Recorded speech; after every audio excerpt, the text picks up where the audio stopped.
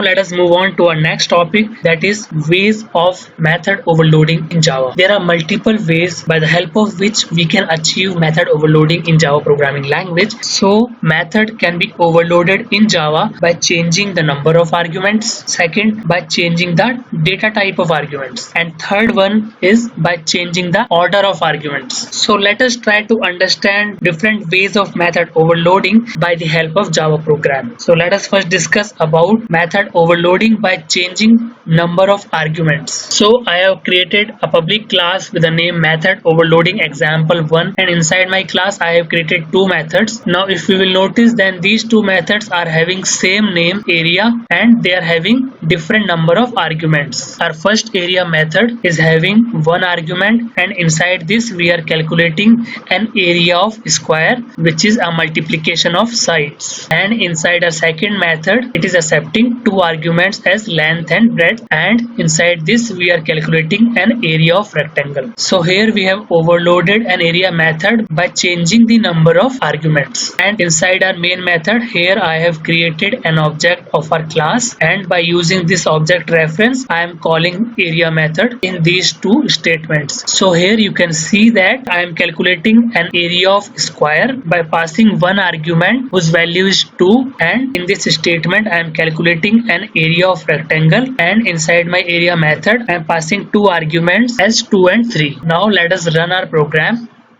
So here in our console you can see that we are getting an area of square which is a multiplication of side, that is why we are getting this value as 4, and here I am getting an area of rectangle which is a multiplication of two arguments which we have passed to our area method, that is why we are getting this value as 6. So here we have learned that how we can overload a methods in Java by passing different number of arguments. Now my dear friend, let us discuss that how we can overload a method by changing the data type of arguments. So here I have created another class with the name method overloading example2, and inside our class I have created two methods which are having same name, as we have discussed in our rules that method name should be same and there is no restriction on return types. So here you can see that our first method is returning a value of integer type and our second method is returning value of float type. So inside our first method, if you will notice, then we are passing two arguments. Similarly, in our second method we are also passing two arguments, but in our first method the arguments which we are passing is of type integer, and in our second method we are passing the arguments whose type is float. So here we have overloaded these two methods by changing the data type of arguments. So here number of arguments are same but their data types are different, and these methods are returning the sum of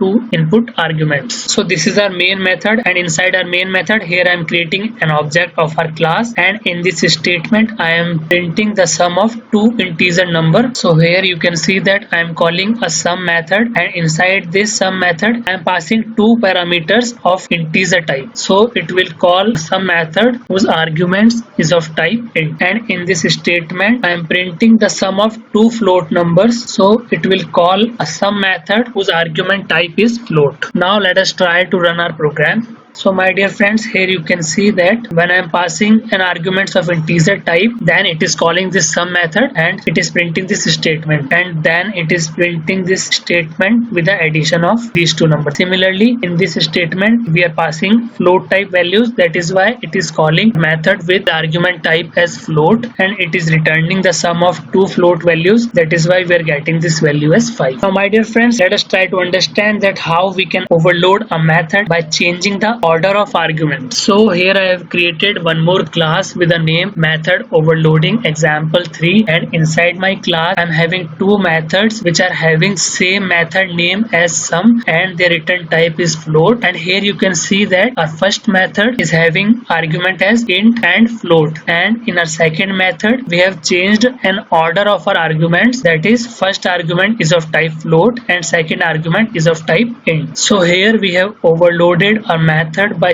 changing an order of arguments. Inside our main method, I have created an object of our class, and here I am calling our overloaded method sum, and inside this method you can see that I am passing integer value 1 and this is our float value as 2.0. So it will call this method with first argument of type integer and second argument is of type float. And in our next statement I am calling our sum method with first argument as float and second argument is of type integer. So it will call this sum method with first argument is of type float and second argument is of type int. Now let us run our program. So here you can see that when I'm passing integer argument and float argument, then it is printing this statement in console, and here we are getting the sum value as 3 and it is of type float. Similarly, when I'm calling our sum method with first argument as float and second argument as integer, then it is calling our second method whose argument is float and int. That is why in console we are getting this statement, and in this statement it is printing the sum of these two values. So here you have learned that how we can overload a method by changing the order of arguments.